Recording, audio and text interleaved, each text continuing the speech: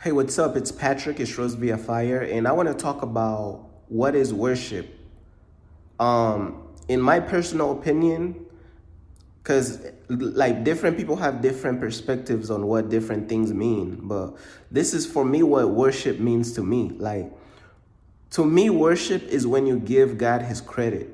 Like I feel like to me that's really what it boils down to. It's like when you really give God His credit and you acknowledge who God is. You know what I'm saying? Like you give God credit um for creating you. You give God credit for who He is and what He's done in your life and in your journey, and just acknowledge that He's the creator of the universe, that He is like above all things, you know what I'm saying, the beginning and the end. So I feel like it's really like giving God His credit, just like how we as a people, like let's say you have a good friend, you know what I'm saying, this friend been there for you, this and that, they've been through, like you've been through so much together, and you give that friend, you give them their credit, and you give them you basically just talk to them and just give them their credit for the things that they've done. Some people may call it like giving them their flowers. That's basically what worship is to me, is when you give God His flowers, you give God His credit, you know what I'm saying? And I feel as though we as a people got to get back into giving God His flowers and His credit, you know? Give God His flowers, man. Give God His credit, because God been doing like amazing things for a very long time in your life, in other people's lives, and even when you worship God, it don't even have to be nothing selfish. It don't even just have to be about you. It could be about things that God did for other great people out there, or things that God did for just creating like life, and creating like air and water, and like um creating like different, like the universe, and just God created so many things. So I feel as though worshiping Him is giving Him his credit for just creating everything, being the creator, just being who He is, acknowledging that He is who He says He is, you know what I'm saying? Acknowledging that He is all powerful, all knowing, all understanding, acknowledging that He brought you so many difficult situations that you didn't think you was gonna make it through, acknowledging all the miracles that He did in your life. Some of you out there, God did miracles in your life. God really did some big miracles in your life. And some people gonna act like God ain't did nothing for them, which is like crazy. But to me, worship is when you give God His flowers, give God His credit, and acknowledge like this has been a long journey, and God has really got me through a lot of stuff that I went through, you know what I'm saying? God has showed me, like, even just for God showing you different things, like if God showed you the truth, you thank Him for that. You give Him His flowers and His credit for that. If God showed you like that person in your life was a snake, you thank God for that, you know what I'm saying? If God showed you that your family was toxic, you thank God for that, because now you are able to have the information which will lead for you to act the right way and like make the right move on how to cut these people off out of your life, or whatever situation you might have to maneuver and like exit, you know what I'm saying? Yeah, so I feel as though to me, worship is very important, because you are acknowledging who God is. You are giving credit to your Father in heaven, like your creator, you know what I'm saying? And I feel as though worship is a beautiful thing, because it shows humility, and it shows that you acknowledge who got you where you are in life, and you acknowledge just as much God could give something, God could take it away as well. Because people forget that God could take stuff away. You got people be living their life as though God could not take their life away, or God could not take the blessings away. God could take stuff away. So if people like to live like you got people living life crazy, you got people, once they get money, they forget about God. You got people, once they get fame, they forget about God. They think they don't need God no more. You got people to whereas once they get in a certain position at their job, they forget about God. oh, I'm straight now, I don't need God. That's some people think like that, but don't you know that it's easy for God to just, let me just use a button as an example. I'm gonna use a button as an example. God could just hit the button like this. It's very easy.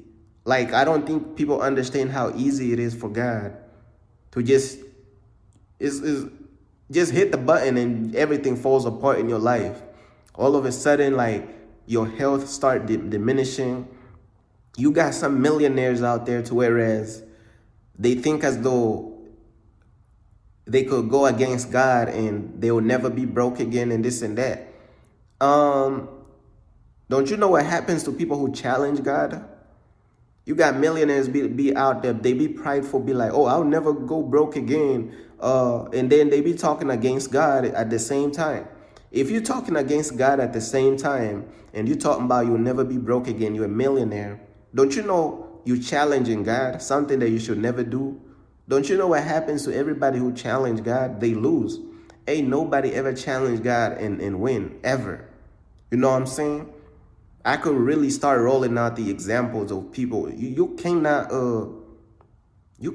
really like challenge God and actually win, bruh. So if you saying like you got some millionaires, oh, I'll never go, bro, and then they start slick talking against God, or they start talking trash against God, and then all God has to do is like, really, is that so? All God could just, let me use a button as a metaphor. God don't really even need buttons, but I'm gonna just use a button as a metaphor. God could just really hit the button on your life, boom. It's very simple. And then your life started falling apart in like mysterious ways. Let me tell you something. Your life could start falling apart in mysterious ways. I'm gonna repeat that one more time. Your life could start falling apart in mysterious ways. And I feel as though when things that's mysterious in your life start happening, that's like almost like God's fingerprint. Like, that's God's style. God works in mysterious ways. That's his style. So anytime you feel as though you are getting attacked by some type of mysterious things that's happening in your life, that could be God saying, hey, I'm taking you down. Because that's his fingerprint. That's his style. He works in mysterious ways. So you start seeing stuff falling apart in your life mysteriously. You better go repent, because you know, oh, man. Like think about it. If you're talking trash against God and, oh, God can't do this and that, and then you start seeing some mysterious things happen in your life, if you're smart, you go repent. And even when you repent, you still gonna reap the consequences. That's how God is. So just because you repent, it don't mean that God gonna let it slide. God will forgive you, but you still gotta reap what you sow. Because God is gangster like that. And I learned that from Tiario. It's like, even when you repent, you still gotta reap what you sow. So y'all think, oh, I'm just gonna talk trash against God and go repent and God is gonna let everything slide. Oh no, you still go pay the price, because that's how God is smart. You see, God has IQ. God is smart. You talking trash, you gonna try to repent, get everything off of you. No, you still go through it. You still go pay for those words, man, that you was talking. And then after you go through that, then God will forgive you and you could be back on your stuff. But at the same time, God don't even, like, God could even be like, you know, I ain't even gonna forgive this person. God could be like that too. So God is very, very scary. You don't want to play with God, because God could do all types of different things, because God looking directly at your heart. Some of these people, they be repenting to God, but they really have no real good intentions. They just trying to use God to forgive them so they could keep doing what they want to do. And God see through all that. And people be wondering, why does God do what he do? Maybe because God be seeing through everything. Think about it like this. If you see through everything, you're not going to make the same move. Think about it like this, right? Like, let's say, like, God could do something crazy and sometimes people won't understand it. But some of the times it's because God see through so much stuff. God see through so much stuff. God already knows that kid gonna grow up to be evil. God already sees all type of stuff. So, oh, why did God do this? Why did God kill this kid and they was young? Like, some people don't be seeing different things, bro, but God see through so much. Like, his vision is way too zoomed out. And that's why when sometimes God gets ready to move and make a move, it's going to look like, yo, that's crazy, bro. Why is God doing that, bro? God don't look at things like you and me, bro. You know what I'm saying? Now, can God do like, is God cruel and unfair? And does he like, is he hypocritical and stuff? You know what I'm saying? Like Tiari already did messages about this, and he is, to all those questions, he is like, because God be doing stuff like there's just some crazy stuff. So he is like crazy, and he is a lot of these things. But you know, that's just me. Like, I was kind of like getting off topic, but you know, I feel as though worship is when you acknowledge God. And like, these people out here, they ain't really trying to acknowledge God for real, man. People are not trying to give God his flowers. And when I say give God his flowers, it's not even just words, bro. It's your actions. Because some people, they like to give God glory with their words, but their actions don't match up. And it comes off as like a mismatch. You know what I'm saying? Like, your actions gotta match with your words. You know what I'm saying? Your actions gotta match with your heart, and they gotta match with your words. I'm gonna repeat that one more time. Your actions, they gotta match with your heart, they gotta match with your words. And when you worship God, that's when God will really receive your worship, because your words is matching your heart, and your heart is matching what you're saying. These people be like living like a satanic lifestyle, talking about they thinking God. You know what I'm saying? Like, that's not real. You know what I'm saying? And if it is real, they thinking Satan.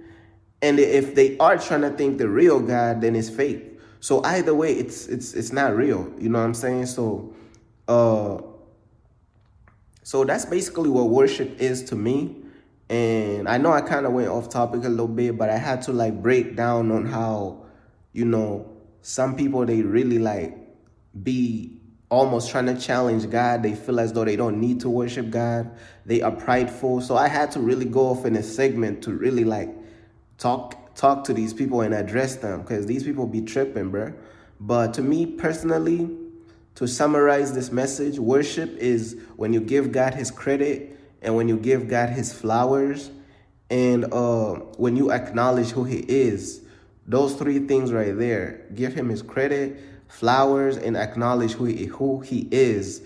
And that's really, to me personally, that's what worship is. And that's really like the main things that, you know what I'm saying, that worship is to me personally. So that's basically all I wanted to say, man. Peace.